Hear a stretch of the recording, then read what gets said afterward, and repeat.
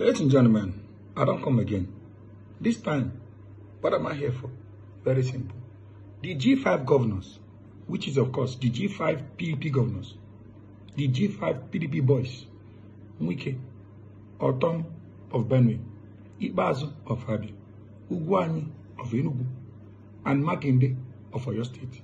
They are the popular G5 governors who are not happy with what's happening in PDP, and they are demanding that the chairman should resign or else they will not support ATIKU for presidency. Look on here, listen to waiting Ortom, Governor Ortom of Benue State, tell ATIKU. You don't vessel. Look on here. 3 years ago, I came out and said that, look, a dollar was going to get to 1,000 naira. Nobody believed me. Security, I said it. And I told you that this government, the way they are going, after Afghanistan, it will be Nigeria. This government will surrender the Aso Villa to bandits. Are we not getting close to that? Schools are closing in Abuja. And people are keeping quiet. And they want me to keep quiet. And I say, no, I will not keep quiet. I have said it.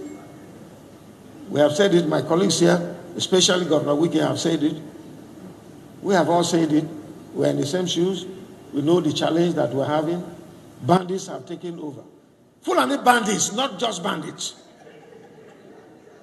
Not thief bandits. I know we have criminal elements, whether from thief or Igbo or Yoruba and all that. But the main bandits today we have are Fulani bandits from Niger, from Mauritania, from Ghana, from Senegal, from Libya, from Chad, from all over the place.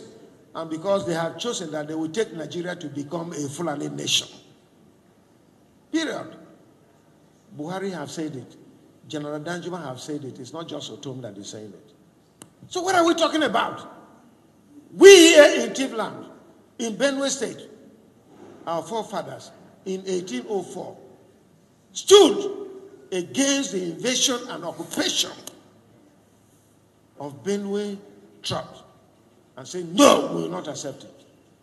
For those of you who have chosen to work and accept the invasion and taking over our land, may God bless you.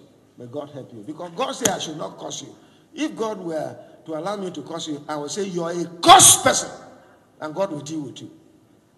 Just this week, 18 people were killed from my local government. Innocent people. Farmers. I went to teaching hospital. A young man,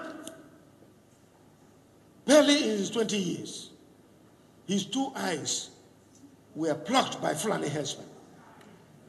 And they sent him a message to tell me that as long as I maintain the prohibition of open grazing, they will continue to do this. Another man's hand was chopped. He's still in the teaching hospital. You can go there and see him. And you want me to be celebrating Fulani men? To hell with ATIKU and any other Fulani man who says I should not do. And any man supporting ATIKU here and all that is an enemy. I want this to be known.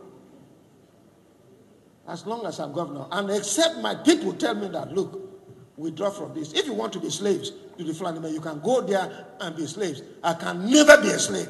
It's better I die than be a slave to any Fulani. Ortom don't verse. He said, to hell with ATIKU. To hell. That he warned us that dollar was going to hit 1,000 naira. We don't listen to that. He talked about insecurity and insurgency because Benue is in the middle belt. And they are right in the middle where the Fulani do their, open grazing and they're affecting people. And according to them, his people are being killed every now and then. And if he calls them out, ATIKU say, why are they attacking people? Right now, PDP is in disarray. Because trust me, if PDP aims to win this election, they need to unify their house. That means all of them, Ortom, Ibazu, Ugwani, Wike, and Makin, they need to support ATIKU so that the winning will make more sense. Because at P2B, don't first drag number of masses and fan base leave PDP. And now PDP is in disarray.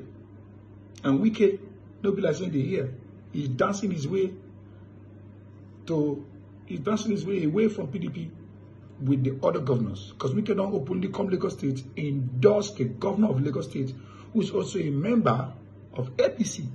So guys, interesting times ahead. February is here. What happens? Who go win? Do you think ATIKU can win this election? You think that Tinubu is better prepared and more equipped for this election? Guys, I can't wait for February. But I'm going to vote for my family and the future of my kids yet unborn. That's me. I don't know about you, but yo, PDP is in problem.